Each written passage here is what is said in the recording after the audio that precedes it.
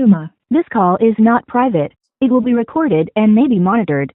If you believe this should be a private call, please hang up and follow facility instructions to register this number as a private number. To accept this free call, press 1. To refuse this free call, press 2. If you would like to permanently block your number, thank you for using T-Netics. You may start the conversation now. All right, I got Johnny Reese back on the phone, and we're gonna go ahead and continue where we left off. Go ahead. Okay, so I'm gonna backtrack just a little bit really fast. So as Okay. all these things are going on, I was in and out of Durango. From when I got busted with the stolen car situation with them other guys, I started going in and out of Durango. So in the process of that, I mean, we stealing cars. I also tried to go to my dad's at this time too, and my dad during that time, I had my cousin with me, and we were dealing with some issues and stuff, and my mom kicks me out, made my cousin go over there, and my dad, I mean, he kind of didn't want to deal with the situation either, so he kind of just felt abandoned, I guess. He went to drop me off in South Phoenix and just said, here's some money, and I wish you luck. So these things are going on as my mind was developing, and I'm getting older, I'm trying to figure things out in my life, and it was just all these things started happening. Right. So that what started leading up to more rebellion. More like show everybody ain't nobody there for me, ain't nobody want me around. So fast forward to Dovey Mountain. So I'm at Dovey Mountain again, fighting, getting in trouble. Eventually let me out. So when I get out, no, it's different because my mama moves back in South Phoenix.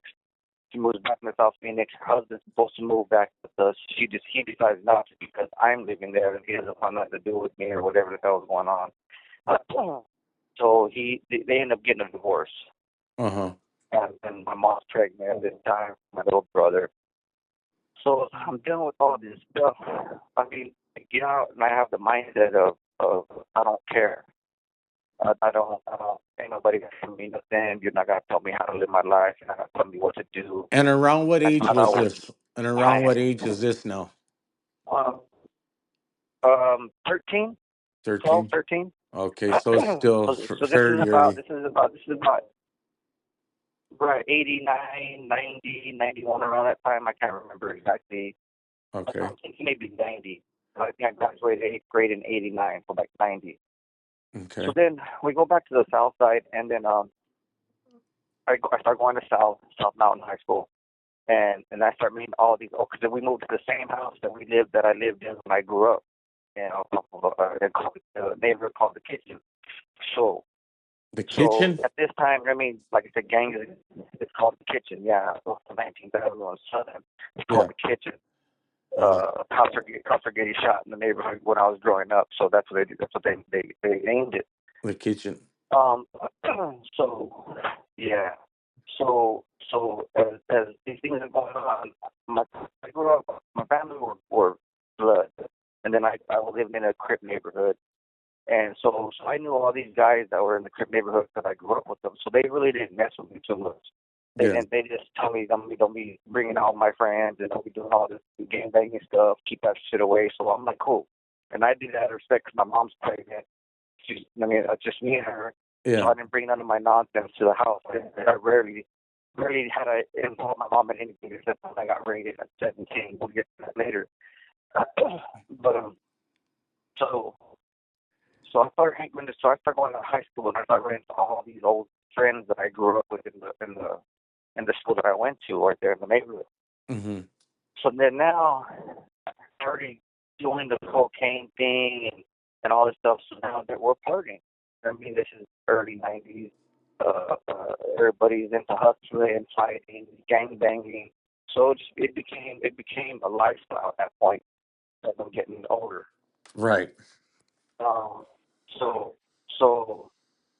I hang out with these guys. Like I said, we would party on the weekend. We get in compound. We're smoking weed. I didn't really hang around my cousins too much at that time because of the fact that where my mom was at and my mom. Yeah. So I kind of kept all that away. But then, like I said, me and my cousin, the one my dad picked me up, with me and him. Yeah. We do a lick. Mm-hmm. and we come up on a lot of weed, like a lot of weed, like 5 bales. Mm-hmm. So, so we come up on 5 bales, we get half, and then whoever gave us the inside scoop on it, we gave them half. Yeah. So we got 2.5 bales, we got 2.5 bales. So we're pushing weed, and again, I'm still in and out of, before all this, I'm still in and out of the Blue Mountain because I'm a parole officer comes, I'm like, screw you, I'm not gonna do what you want me to do. Take me back if you want. He kept taking me back, and I get stopped in other neighborhoods with people, and Yeah. the gang would contact him, and then what is you going to do with him? So he'll be like, I'll be at the police station, he'll be like, take him back. So they kept doing that. But now, so I'm still, this is just a process of So, still so would you doing all say? this stuff. I'm sorry. I'm sorry. I don't mean to cut you off. So would you say that No, you you're feel good. You're good. you feel? Do you feel more or less like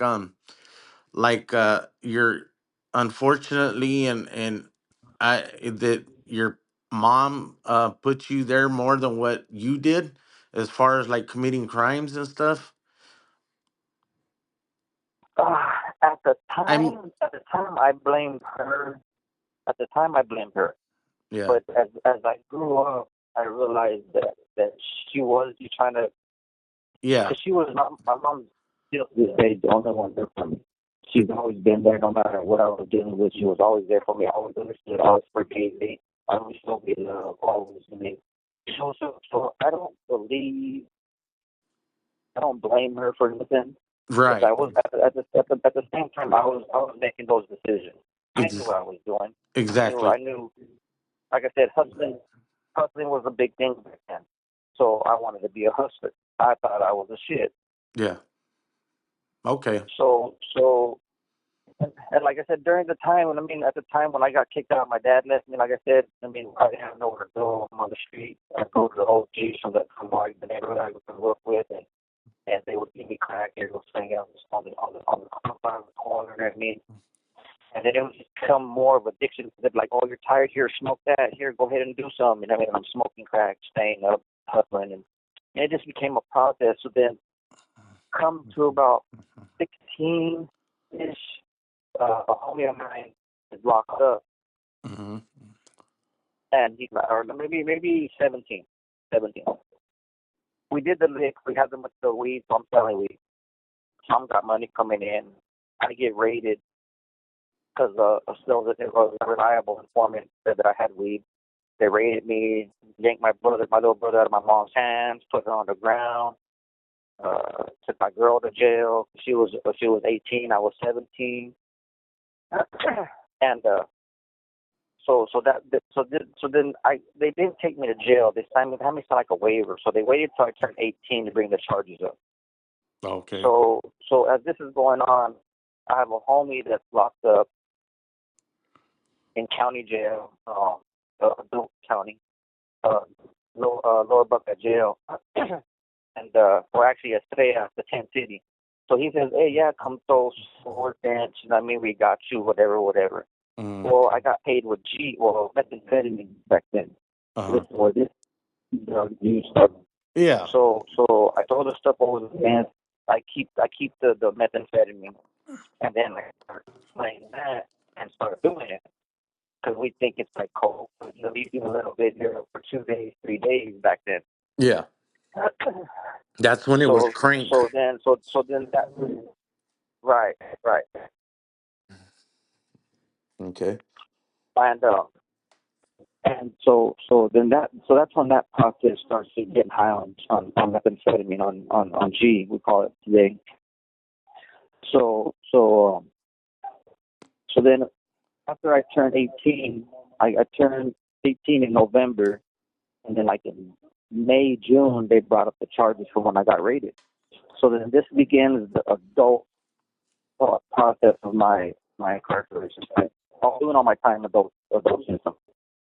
So I was handling it before they brought the charges. When they brought the charges up, I kind of started rebelling again, so I went to jail.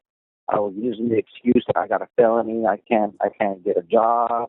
Oh, and I so they started did end started up. hustling again. So they did end up bringing up the charges from for you when you turned 18. Yeah, they ended up bringing up the charges, Damn. and then they ended up giving me I think like 5 years probation or something like that on it back then. And So yeah, go ahead. so go ahead, go ahead. No, I go. I'm sorry. Go ahead. Yeah, so when that begins, I get to the point where like I can't work, no one's gonna hire me, and I was still to that my head of oh I'm gonna be a hustler, Right. um, and I'm just gonna slang the open. So we started getting versus the methamphetamine game and the cocaine game, and then the weed was kind of on the back burner, just a little bit here and there. But me and the homies were more focused on methamphetamine and cocaine. So as time's going on, I'm in and out of county, violating, dirty ways, not working, not paying my fines, things like that. Right. So as this continues, it's going on. I'm like I said, I'm going back and I'm catching new cases as I'm getting caught. I'm getting like back then rolling papers were a paraphernalia charge, so I'm getting a classic felony for rolling papers. A little bit of weed, it's another felony. I'm Yep. catching all these cases as I'm on probation. and they're reinstating the probation with more probation. Yeah. And you know what? I want to So bring this up a goes good. on. I want to bring up a good point about what you had just said. Back in Arizona, at a certain time, it was so bad with marijuana. Like you said, they would arrest people for rolling papers, or even if you had one seed in your vehicle, they would arrest you. You would get charged with it, and yeah. So I just wanted to, for people out there who don't really realize how bad they were and on it here in Arizona. But go ahead. Yeah, so during all that process, my addiction just became worse. Was it like out of hand? I don't know if I can. As an addict, I'm gonna say no, but it was. You know what I mean? When you're getting high, staying up for 2, 3, 4, 5 days at a time, and you're hustling, thinking you're doing something when you're really not doing much. Yeah.